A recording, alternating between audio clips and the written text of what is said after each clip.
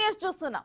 Raj Tarun Lavanya episode Raj Tarun ఇంటికి చేరింది. మాదాపూర్లోని రాజ్ తరుణ్ ఇంటికి లావణ్య చేరుకున్నారు. రాజ్ తరుణ్ తనకు కావాలని తనను దక్కించుకోవటానికి న్యాయ పోరాటం చేస్తానంటున్నారు.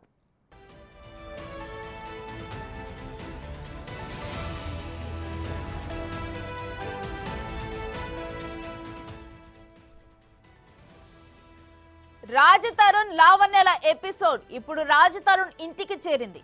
అయితే మాదాపూర్లోని రాజ్ తరుణ్ ఇంటికి లావణ్య చేరుకున్నారు. ఇక రాజ్ తరుణ్ తనకు కావాలని తనను దక్కించుకోవటానికి న్యాయ పోరాటం చేస్తానని లావణ్య అంటున్నారు.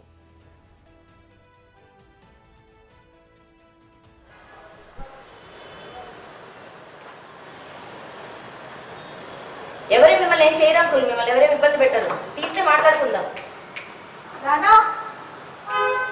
అంకుల్ తలుపు తీయండి. అంకుల్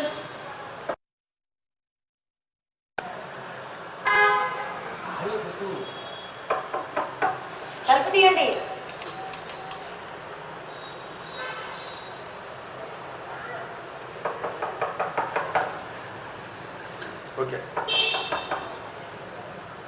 తీయండి ఆంటీ, తలుపు తీయండి.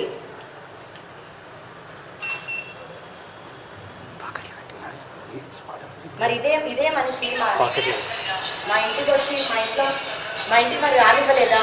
నేను రాస్తాను మా ఇంటికి మరి అంటే ఇప్పుడు వీళ్ళు ఉన్నారని తీయట్లేదా? ఆంటీ తలుపు తీయండి, తలుపు తీయండి. ఓ పంపించేసి శేఖర్ భాషను పంపించేసి నిందలేపించేస్తే అయిపోయిందా? తీయండి, మాట్లాడుకుందాం. తీయండి అంకుల్. ఎవరు అంకుల్ వైజాగ్ నుంచి తెచ్చింది మిమ్మల్ని? నేను వండి పెడితే తిన్న మనుషులు కాదా మీరు? మీ ఆవిడతో ఒట్లు గిన్నెలు పంపించానా నేను? తీసి మాట చెప్పండి, నా మొహం చూసి చెప్పండి ఆ మాట.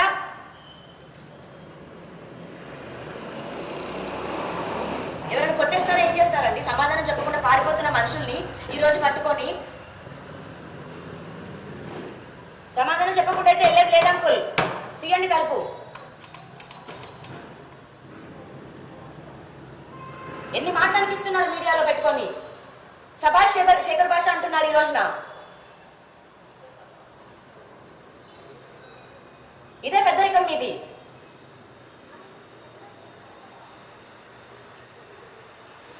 ఎవరంకుల్ వైజాగ్ నుంచి తీసుకొచ్చింది హైదరాబాద్? చెప్పండి, తలుపు తీసి మాట్లాడండి. ఇక్కడే ఉన్నారు, గాజుల సౌండ్ వినిపిస్తుంది, తీయట్లేదు.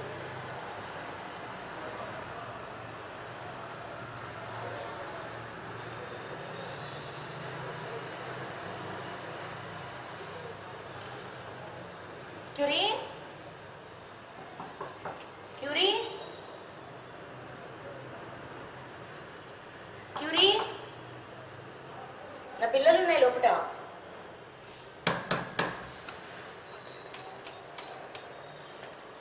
ఐరా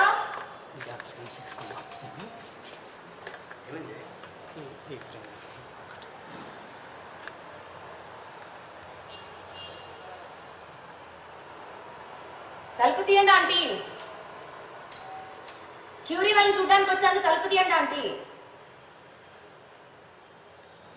మళ్ళీ ఇబ్బంది పెట్టేశామని చెప్తారేమో మీడియాలో కూడా బయటకు వచ్చి. మరి అలాగే చూసుకున్నాను కదా నేను ఇన్ని సంవత్సరాలు. మొహం చూపించలేక తీయట్లేదా? సమాధానం చెప్పలేక తీయట్లేదా అంకుల్? తలుపు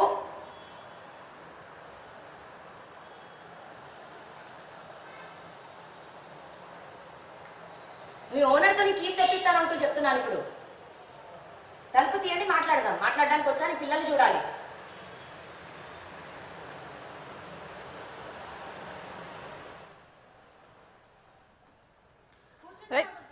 లావణ్య రాజ్ తరుణ్ ఇంటికి వెళ్ళిన దృశ్యాల్ని మనం చూస్తున్నాము.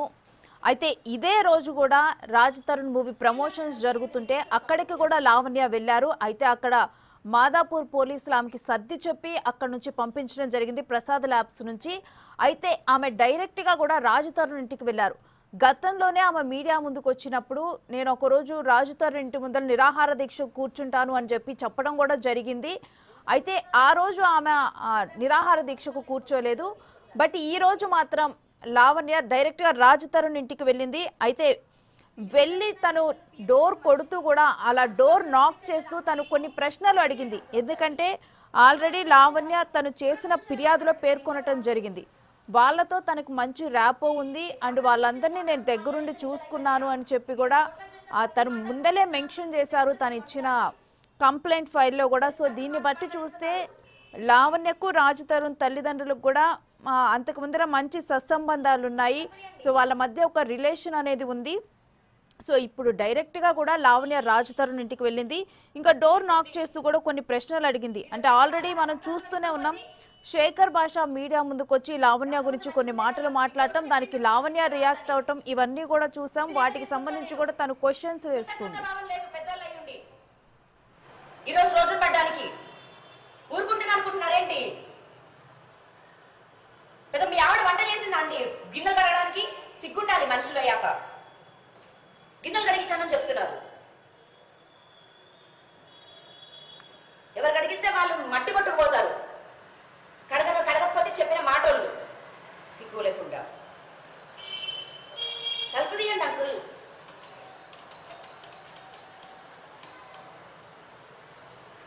తలుపు తీయండి.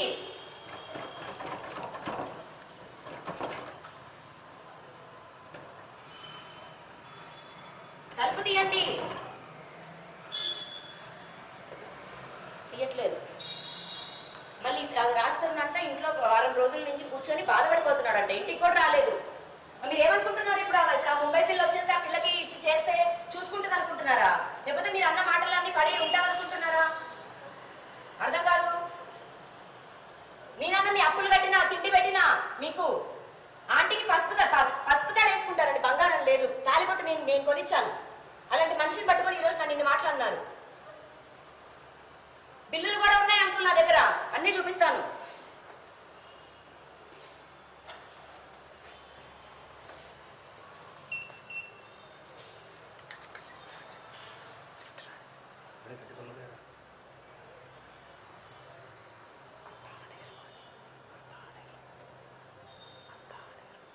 ఏముంది రారు తీయరు బయటికి. వేస్ట్. అసలు ఏమీ చేయని వాళ్ళు ఎందుకు దాక్కోవాలి? నాకు అర్థం కాదు. తెలియదు అంకుల్, నేను తెలియని మనిషి నా అంకుల్. కూతురు లాంటి దాన్ని మీ కూతురు అంటారు. తీయండి, తలుపు తీయండి అంకుల్ ఒకసారి. కొడుకు సంసారంలో నిప్పులు పోస్తారు అంకుల్ మీరు. నాకు అర్థం కాదు. రాజ్ తరుణ్ నివాసం ఉండే ఫ్లాట్లో ప్రస్తుతం రాజ్ తరుణ్ తల్లిదండ్రులు ఉన్నారు. అయితే వారిని కలవటానికి కూడా లావణ్య అక్కడికి వెళ్ళి డోర్ నాక్ చేస్తున్న దృశ్యాలని బిగ్ టీవీ ఎక్స్క్లూజివ్ విజువల్స్లో మనం చూస్తున్నాము.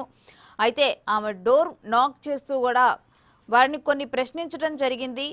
శేఖర్ భాషను పంపించి నిందలేస్తే సరిపోతుందా అని చెప్పి కూడా తను అనటం జరిగింది. అండ్ నన్ను ఎన్ని మాటలు అనిపిస్తారని చెప్పి కొన్ని మాటలు మాట్లాడారు. ఆమె ఇంకా ఎంతసేపటికి కూడా డోర్ తీయకపోవటం, ఎందుకు దాక్కుంటారు మీరు, అంత అవసరమే ఉందని చెప్పి ఇంకా అంటూ కూడా ఇంకా తను డోర్ తీయరు అని చెప్పి డిసైడ్ అయిపోయారు. ఇంకా డిసైడ్ అయిపోయి లావణ్య అక్కడ నుంచి లిఫ్ట్లో కిందకి వెళ్ళిపోతున్న దృశ్యాలు మనం చూస్తున్నాం. మరోవైపు ఆమె మాట్లాడుతూ కూడా ఇటు ఫోన్ కూడా ఆమె చూస్తూ ఉన్నారు. అంటే డెఫినెట్గా కూడా వాళ్ళకి ఫోన్ త్రూ కూడా వాట్సాప్ త్రూ కానీ అలా కాంటాక్ట్ అవ్వడానికి కూడా ట్రై చేస్తున్నారు.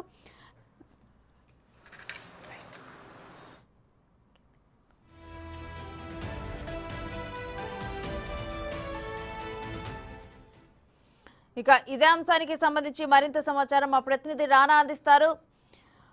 రానా, రాజ్ తరుణ్ ఇంటి వద్దకు లావణ్య వెళ్ళిన దృశ్యాలను బిగ్ టీవీ స్క్రీన్ మీద చూస్తున్నాము. అసలు అక్కడ ఏం జరిగింది, డీటెయిల్స్ ఏంటి? సో అప్పుడు లావణ్య కూడా కిందకు వచ్చేసింది.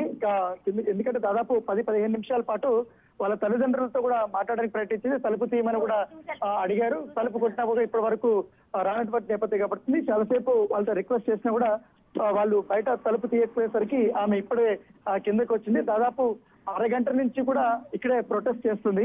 ప్రొటెస్ట్ చేసినప్పుడు కూడా ఎవరు ఇక్కడ రెస్పాన్స్ ఇవ్వలేదు. గత 15 రోజుల నుంచి కూడా రాజధానికి సంబంధించినటువంటి తల్లిదండ్రులు ఎవరైతున్నారో వారందరూ కూడా ఈ మాదాపూర్ కావూరి హిల్స్ లో ఈ అపార్ట్మెంట్ లో ఉన్నారు, అఖిల సెలిస్టే అపార్ట్మెంట్ లో.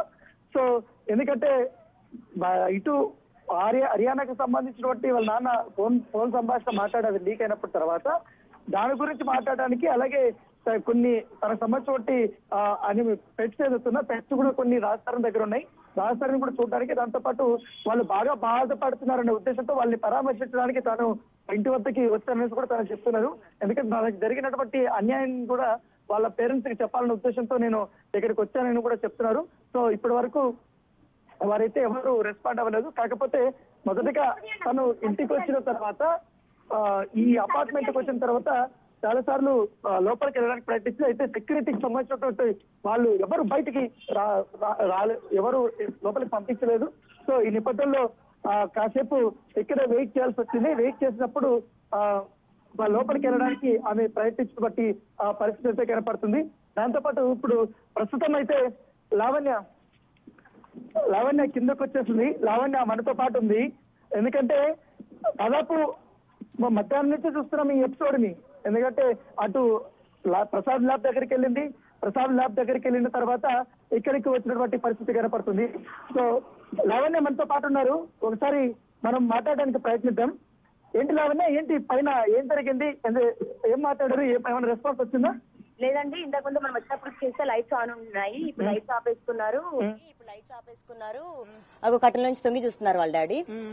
తలపైతే తీయట్లేదు. మీకు ఇన్ఫర్మేషన్ ఉందా వాళ్ళ పేరెంట్స్ అందరు ఇక్కడ ఉన్నారని? అంటే కేసు అయినప్పటి నుంచి వాళ్ళు ఇక్కడ ఉంటున్నారండి. పేరెంట్స్ వాళ్ళు ఉప్పల్లో ఉంటారు. కేసు అయినప్పటి నుంచి ఇక్కడ ఉంటున్నారు. సరే అని చెప్పి మాట్లాడదామని వచ్చాను. అందులో ఏంటి వాళ్ళ ఇంటి దగ్గర రావడానికి కారణం ఏంటి? ఇంకెన్ని రోజులండి, ఇప్పుడు మేము 11 సంవత్సరాల్లో ఎప్పుడు గొడవ పడి వెళ్ళిపోయిందన్నది లేదు. మళ్ళీ వచ్చిన తర్వాతే మాకు ఇదండి. ఇదేదో మాకు 4-5 సార్లు జరగడం కూడా ఇది కాదు. కాకపోతే వాళ్ళ పేరెంట్స్ అన్న వాళ్ళు వచ్చిన తర్వాత మాకు సంసారంలో గొడవలు అయ్యాయి. వాళ్ళ డాడీ మెయిన్ ఉద్దేశం ఇంకా విడగొట్టేపాలి అండ్ ఆయన విడిపోయారని కూడా చెప్పేస్తున్నారు. ఎవరు ఎక్కడి నుంచి విడిపోలేదండి. అంటే ఎప్పుడు విడిపోయారని చెప్తున్నారు? అంటే ఇప్పుడు ఇంకా అయిపోయింది వాళ్ళిద్దరిది బ్రేకప్ అన్నట్టుగా చెప్తున్నారు. మరి అలా ఎలా మాట్లాడగలుగుతున్నారు అని మాట్లాడదామని వచ్చాను. మరి తలుపులు వేసేసుకున్నారు. మరి 10 ఏళ్ళు నేను చూసుకున్నాను ఆ మనుషుల్ని. వేసుకోవడానికి బంగారం తాలిబొట్టు అన్నది కూడా బంగారంది లేకపోతే ఈ 6 ఏళ్ళ క్రితమో ఎప్పుడో నేను కొనిచ్చాను మా అత్త మెడలో ఉండాలి అని.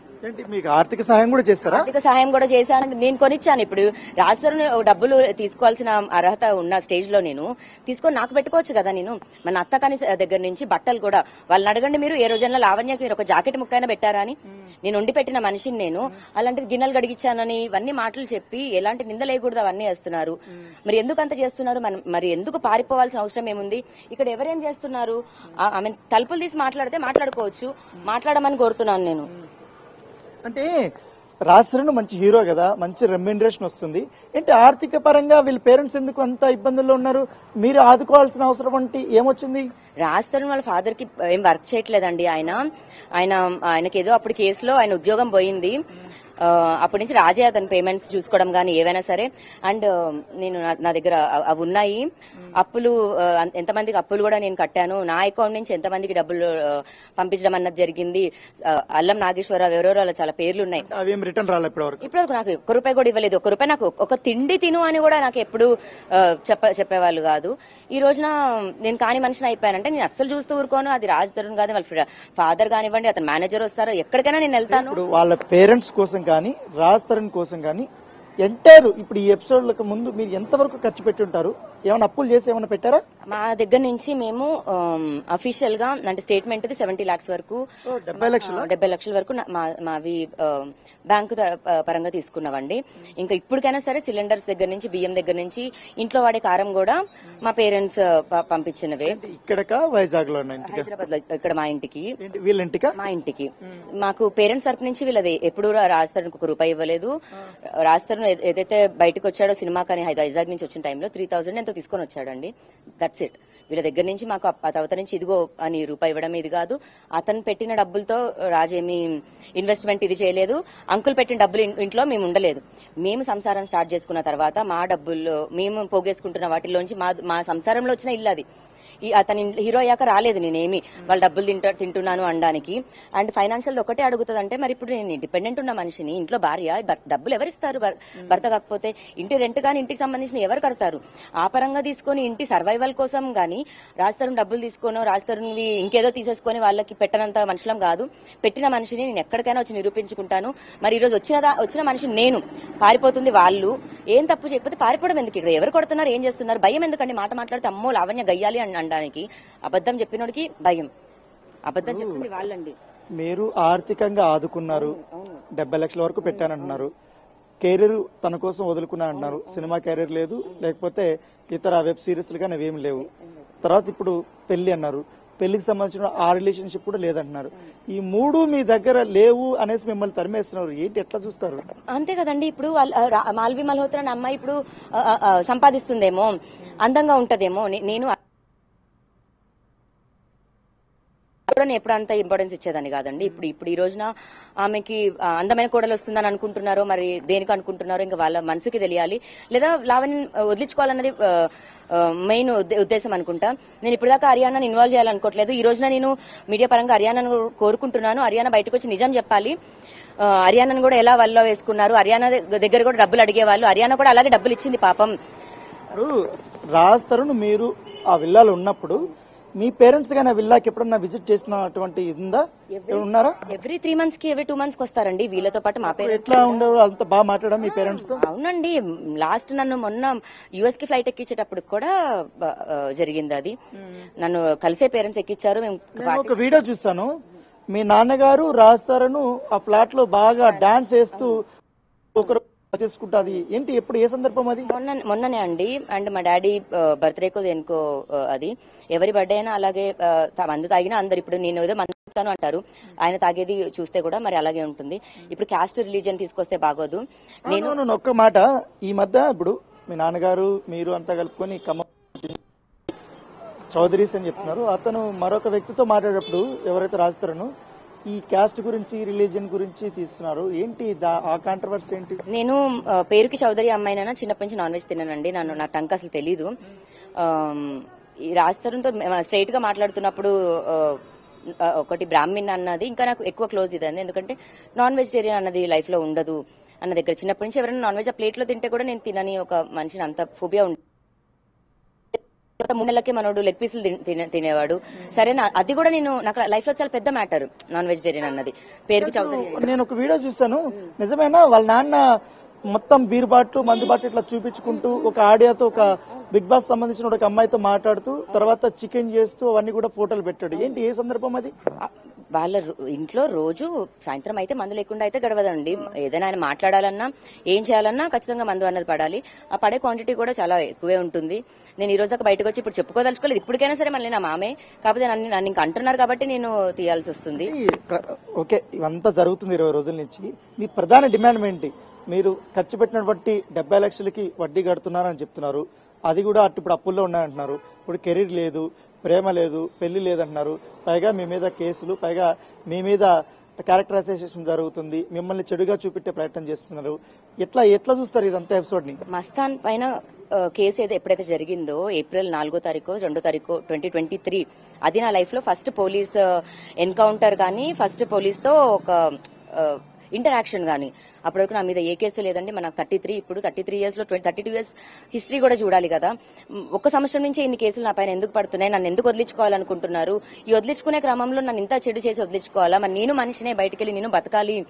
ఇంకా నా చావు ఎలా అంటే ఈ అమ్మాయి చచ్చిపోయాలి. నాకు ఒకటి అర్థం కాలేదు. నాకు మస్తాన్ సాయి అనేటువంటి మీకు పరిచయమా, లేకపోతే రాజ్ తరుణ్ ఫ్రెండా? ఎట్లా పరిచయము? ఇదేంటి, మీకిద్దరికి రిలేషన్షిప్ ఉందనేసి ఎట్లా బయటకు వస్తుంది? అసలు ఫస్ట్ ఎవరు పరిచయం? సో యునీత్ రెడ్డి అని నాకు ఫ్రెండ్ ఉండేవాడండి.